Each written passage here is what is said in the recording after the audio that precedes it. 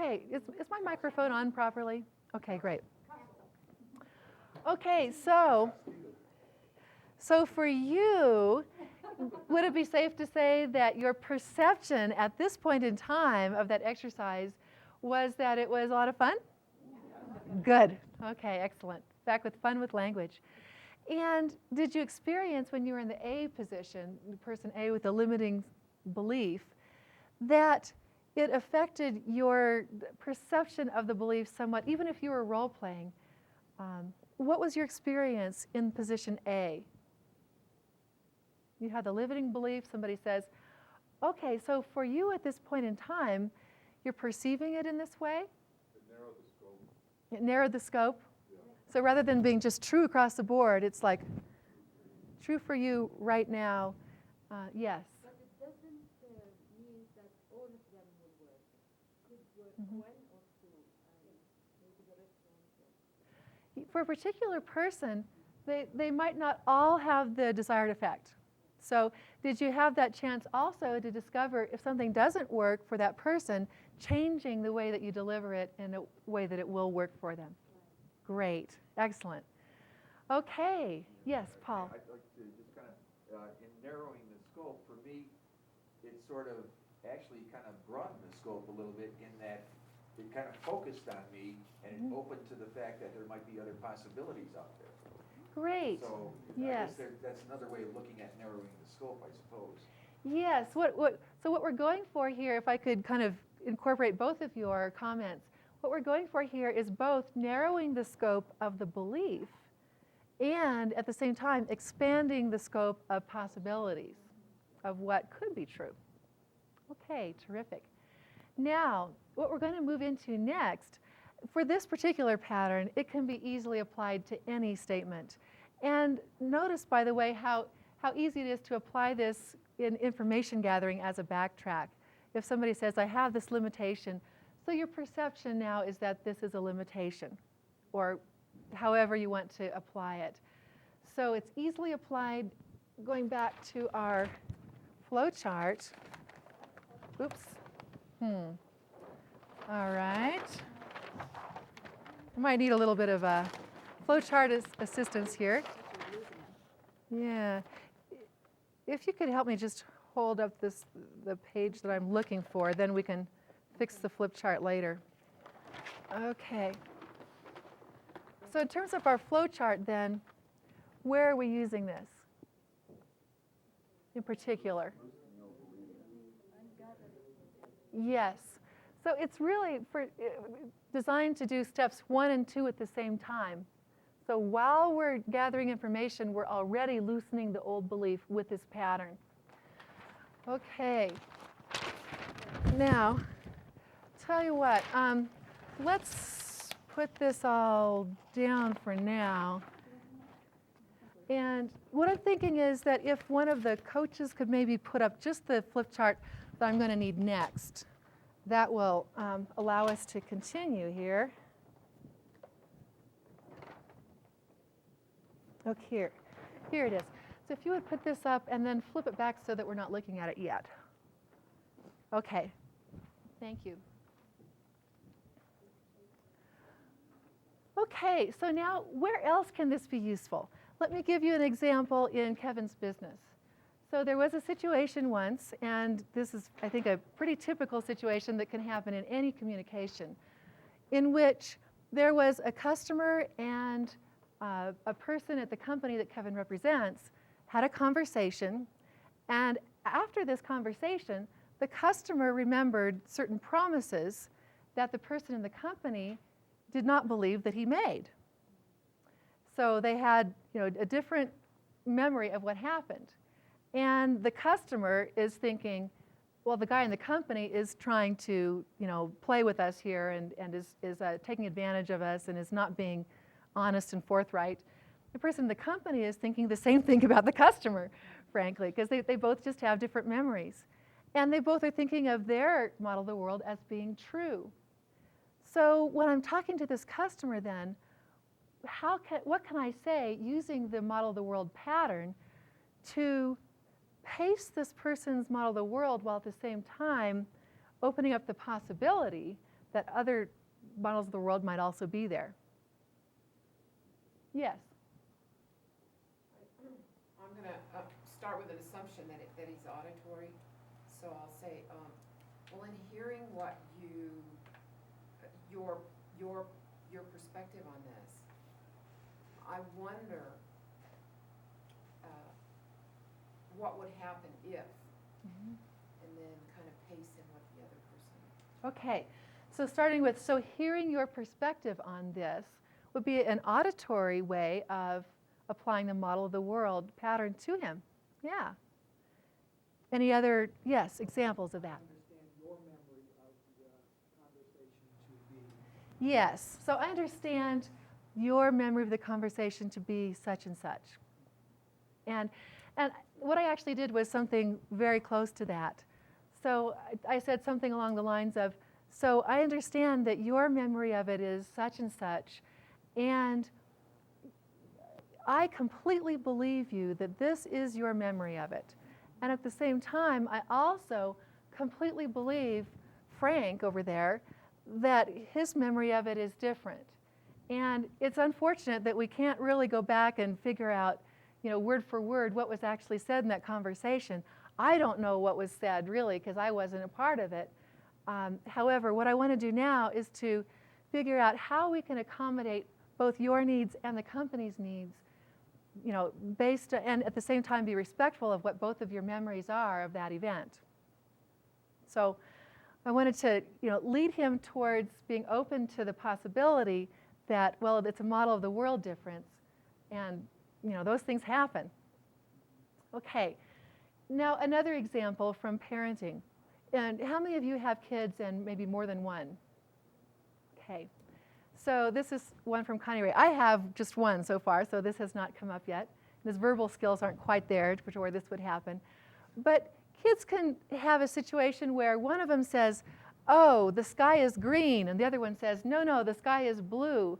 And they're in this big argument over whether the sky is really green or really blue, right? Does this sound familiar at all? So model of the world is great here because we can say, okay, so I understand you're describing the world, the sky as blue, and if you describe it that way, a lot of people are going to agree with you. However, right now, he's thinking of the world as being green. And that's okay for him to think about the world as green, even though you're thinking of it as blue. So then it's not a matter of what's right. We don't both have to agree on it. We're just perceiving it differently right now. So those are a couple of examples from other contexts. And I invite you to begin playing with this in situations in your own mind, in situations that come up for you with people that you're around who might have, at times, limiting beliefs or models of the world that may or may not agree with other models of the world. Okay, so now for the rest of the sleight of mouth patterns that we're going to be doing, there are certain forms of belief statement that work the best for applying the model of the world pattern. Let me say that again. For the rest of the sleight of mouth patterns we'll be doing, we need certain let me say that again. Obviously, my language center has gone on hold here.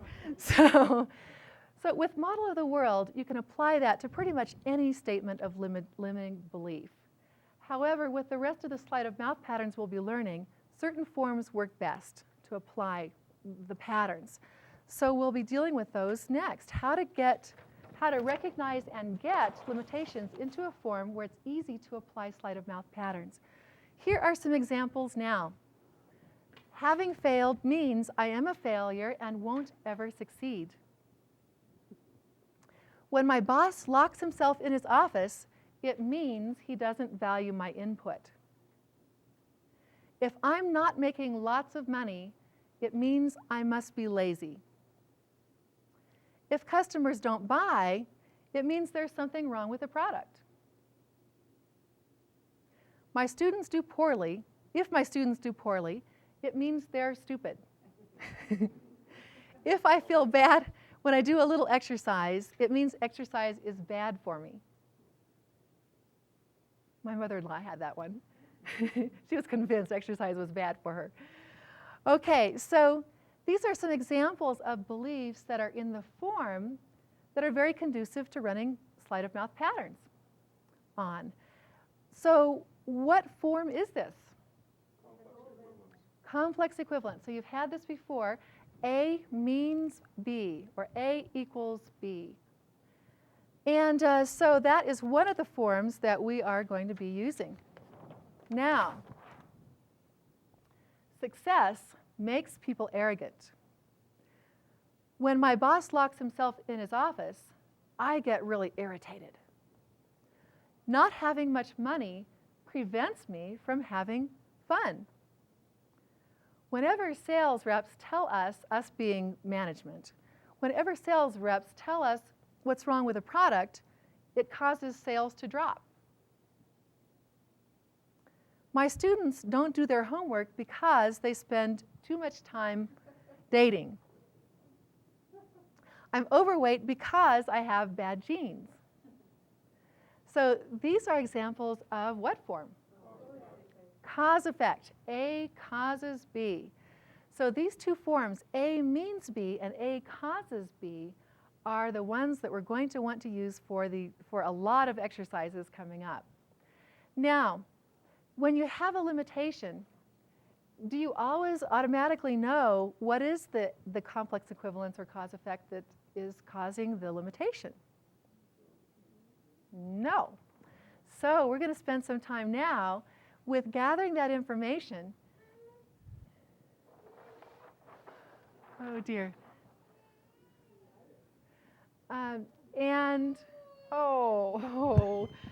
Okay. Just hold on one second. We're having a meltdown. What we're going to do next is, in your books on the last page of your notes is a process for eliciting the belief to be changed. This is actually step 1 of the entire flip chart, or the entire flow chart of doing a complete piece of change. So look on the last page of your notes.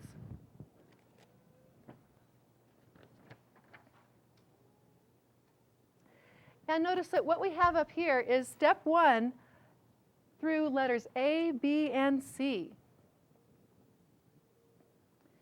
Now, so to elicit this, the last page of the section, 29.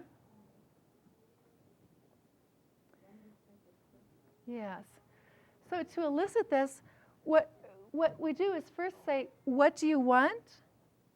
And then next we're going to ask what stops you. And if you just have something specific like, well, what stops me from having what I want is my boss locks himself in the office. So what can you ask to that? You can ask, what does that cause? What does that mean to you? How is that a problem? To attempt to get the side B of it.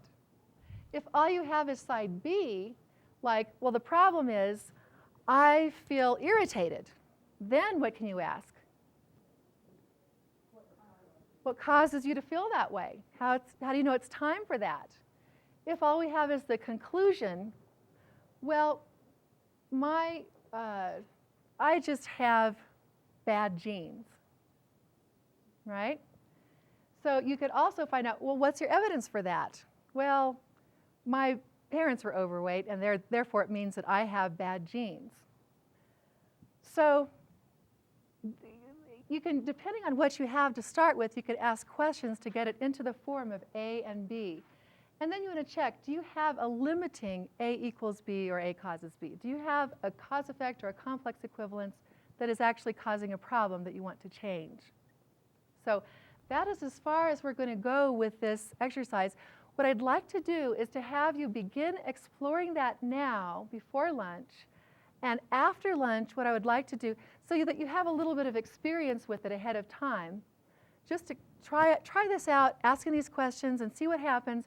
After lunch, I would like to give you a demonstration for this whole process of getting to a limiting belief to be changed in one of these forms. Would that be acceptable? I'm attempting to accommodate some other needs here too. So, okay, so thank you. And actually, I think that experiencing a little bit of this ahead of time will give you some questions and make you alert for some things when I do the demonstration that's going to be really useful for you as well. Okay, go for it in groups of 3.